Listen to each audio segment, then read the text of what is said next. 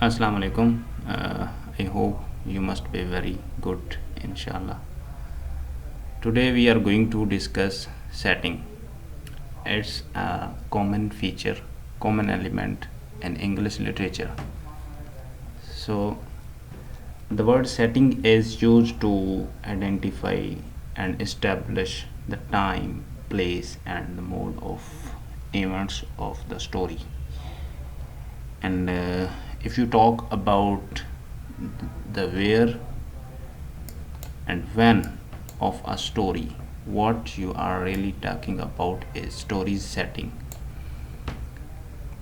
कि जिस सेंटेंस में या जिस स्टोरी के पार्ट में हमें ये चीज़ पता चले कि ये स्टोरी कहाँ और कब, मतलब ये परफॉर्म की गई, लिखी गई, या ये कब किया, जिससे हमें टाइम और स्पेस का पता चले, तो वो हमारी सेटिंग होती है दोस्त. और ये at the beginning of story हमें पता चल जाता है कि स्टोरी की जो सेटिंग है वो क्या है, कि ये किस जगह पे है या किस सिचुएशन में है. इससे ये होता है कि जब हम कोई भी लिटरेरी पीस पढ़ते हैं या उसको समझने की कोशिश करते हैं, तो हमें पता चलता है कि इसका बैकग्राउंड क्या है और इसका कॉन्टेक्स्ट जिसको हम कहते हैं, और इसकी सिचुएशन क्या है, किस सिचुएशन में, किस मोड में लिखी गई है. जिस तरह से एक ये पिक्चर्स आ रही हैं, तो ये जो पिक्चर है ये मतलब एक नदी की है. तो अगर कोई स्टोरी डक की स्टोरी या मेंढक की या कोई इस तरह की स्टोरी होगी, तो फिर उसके साथ हमें फील होगा कि ये किसी न किसी लेक या किसी रिवर या किसी भी पानी वाली जगह की story.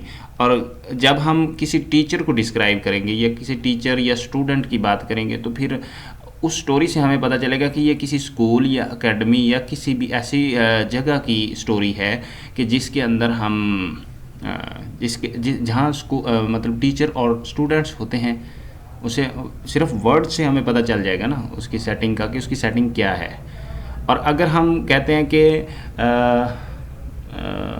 Ali is late in assembly, तो उससे हमें पता चलेगा कि ये इसका टाइम भी हमें पता चल जाएगा. इसी एक सेंटेंस से हमें टाइम भी पता चल जाएगा कि वो स्कूल, उसकी जगह स्कूल है, और असेंबली में लेट है अली, और असेंबली इन द मॉर्निंग होती है. तो उससे हमें ये चीज़ें पता चले. और इसी तरह हम किसी भी स्टोरी को जब पढ़ते हैं, तो उसके अंदर इस तरह की एक्सपोजिशन या कह लें कि बिगनिंग होती है, कि जिससे हमें टोटली पता चल जाता है कि ये ड्रामा या ये नावल, ये फ़िल्म, ये पोइट्री की जो लाइंस हैं, ये कहाँ पे लिखी गई और किस तरह से लिखी गई. अब जिस तरह से अगर हम देखें, एक पोएम है मेंडिंग वॉल, तो जब हम उसको पढ़ते हैं या उसका टाइटल ही पढ़ते हैं, तो हमें आइडिया हो जाता है कि ये किसी दीवार की बात हो रही है, किसी गिरती दीवार की या किसी गिरी हुई दीवार की जिसको बनाया जा रहा है. तो उससे उस पोएम की सेटिंग का आइडिया हो जाता है कि ये किसी भी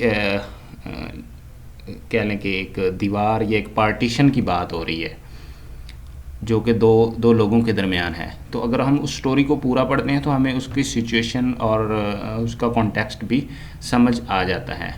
तो इसी तरह कोई भी अगर हम ड्रामा या नावल या कोई भी किसी किस्म की बात करते हैं, तो उससे भी हमें उसकी सेटिंग का पता चल जाता है कि इसकी सेटिंग क्या है, या ये कब की बात है और किस तरह की बात है, या ये कहाँ की बात है.